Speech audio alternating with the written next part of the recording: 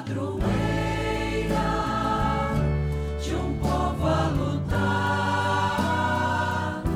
a gente mineira te quer exaltar,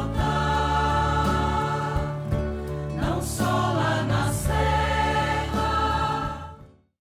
Amado irmão, amada irmã, juntos aqui por graça de Deus, congregados ao redor da amada Mãe Maria nesta comunidade orante, vamos abrir o nosso coração para acolher a palavra santa de Deus e assim fecundar o caminho desta semana maior que estamos vivendo por graça de Deus, tempo de graça, tempo de conversão e tempo de renovação, para que nós não caiamos exatamente naquela dificuldade que Judas Iscariotes caiu, um dos discípulos, aquele que entregou Jesus, e mostrou-se exatamente mesquinho, uma mesquinhez que precisamos livrar o nosso coração dela. Pois ele perguntou: por que não se vendeu este perfume por 300 moedas de prata para as dar aos pobres? Uma pergunta que ele fez criticando a Maria que ali tinha ungido os pés do Senhor. Judas falou assim, diz o evangelista, não porque se preocupasse com os pobres, mas porque era ladrão. Não podemos correr o risco, como nos apontam os sermões sobre o Cântico dos Cânticos de São Bernardo, ao lembrar que a Escritura denuncia aqueles que esqueceram as obras do Senhor e as maravilhas que Ele fez. É verdade, meu irmão, minha irmã, que nenhum homem é capaz de se lembrar de todas as obras que a misericórdia de Deus não cessa de realizar em prol dos mortais. Quem contará os grandes feitos do Senhor? Quem cantará todo o louvor que Ele merece? Como nos pergunta o Salmo 105. Mas que a memória dos homens redimidos jamais esqueça do principal dessas obras, ou seja, a nossa redenção. O aniquilamento de Deus não foi coisa simples nem ordinária. Deus aniquilou-se a si mesmo, assumindo a condição humana até a morte, até a cruz. Não se pode medir com exata medida a humildade, a bondade e a condescendência do Deus de majestade que aceitou revestir-se de nossa humanidade, ser morto e sofrer a infâmia da cruz. Mas alguém talvez perguntasse: o Criador não poderia restaurar sua obra sem passar por esse abaixamento? É claro que podia, mas preferiu oferecer-se à ignomínia para tirar do homem, além dos outros pecados, a ocasião de cometer o pior e o mais odioso de todos eles, a ingratidão. Ele tomou sobre si a pena mais pesada a fim de que o homem lhe fosse devedor do amor maior. A dificuldade da redenção deveria ser uma advertência para a criatura de que a felicidade de sua primeira condição não a tornara agradecida como devia. 6 dias antes da Páscoa, Jesus foi para Betânia, onde morava Lázaro, que ele havia ressuscitado dos mortos. Ali ofereceram a Jesus um jantar. Marta servia e Lázaro era um dos que estavam à mesa com ele. Maria, tomando quase meio litro de perfume de nardo puro e muito caro, ungiu os pés de Jesus e enxugou-os com seus cabelos. A casa inteira ficou cheia do perfume de bálsamo. Então falou Judas Iscariotes, um dos seus discípulos, aquele que o havia de entregar: por que não se vendeu este perfume por 300 moedas de prata para dar aos pobres? Judas falou assim não porque se preocupasse com os pobres, mas porque era ladrão. Ele tomava conta da bolsa comum e roubava o que se depositava nela. Jesus, porém, disse: deixa-a. Ela fez isto em vista do dia de minha sepultura. Pobres sempre os tereis convosco, enquanto a mim nem sempre me tereis. Muitos judeus, tendo sabido que Jesus estava em Betânia, foram para lá, não só por causa de Jesus, mas também para verem Lázaro, que Jesus havia ressuscitado dos mortos. Então os sumos sacerdotes decidiram matar também Lázaro, porque por causa dele muitos deixavam os judeus e acreditavam em Jesus.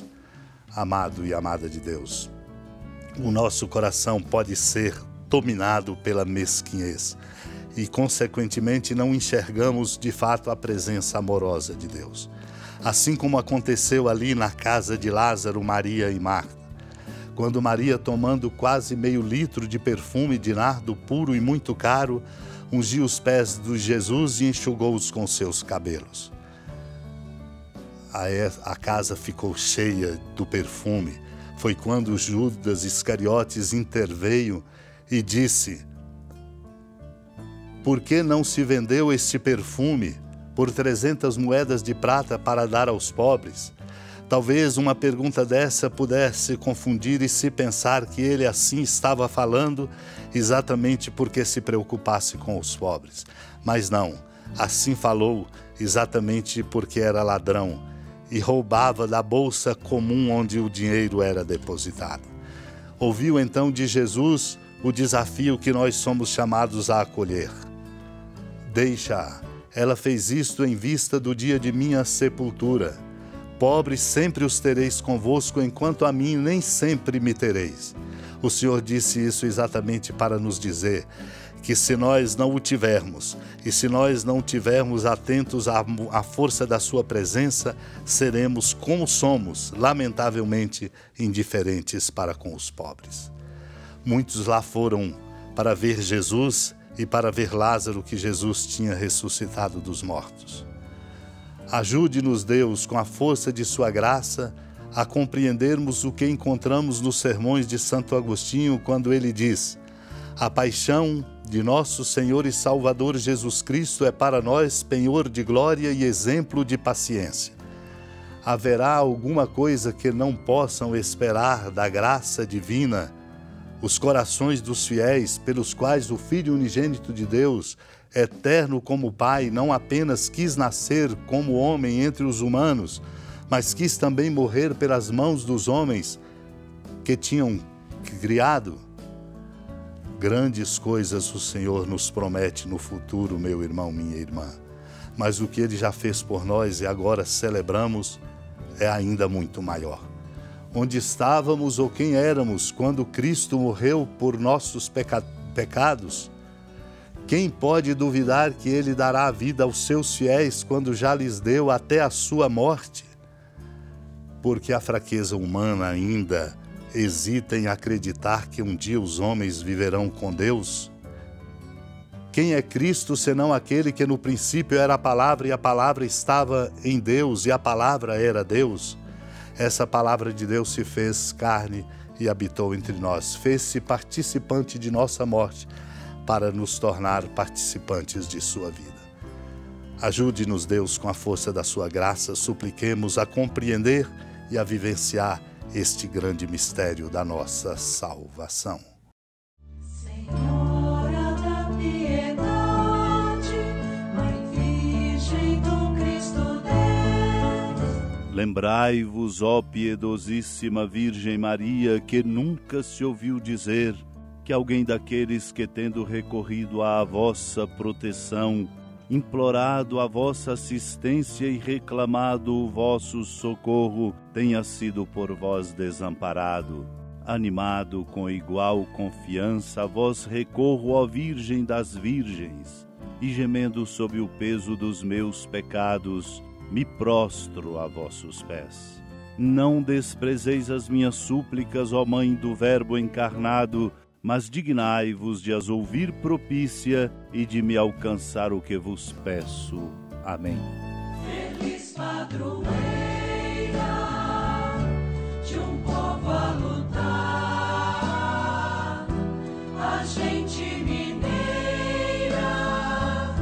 te quer exaltar,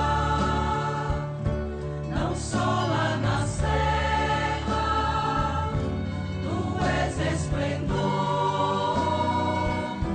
de toda esta terra, também és fulgor. Amado irmão, amada irmã, com alegria do Santuário Basílica da Padroeira do Estado de Minas Gerais, a Senhora da Piedade, que da sua casa de clemência e bondade nos acompanha e nos abençoa do alto da serra, magnífica arquitetura divina, a bênção de Deus, amor misericordioso. Pai, Filho e Espírito Santo desça sobre sua família, proteja sua casa, sustente sua vida, fecunde o caminho missionário de nossa igreja, nos encha de sabedoria e permaneça conosco para sempre. Amém. Feliz padroeiro.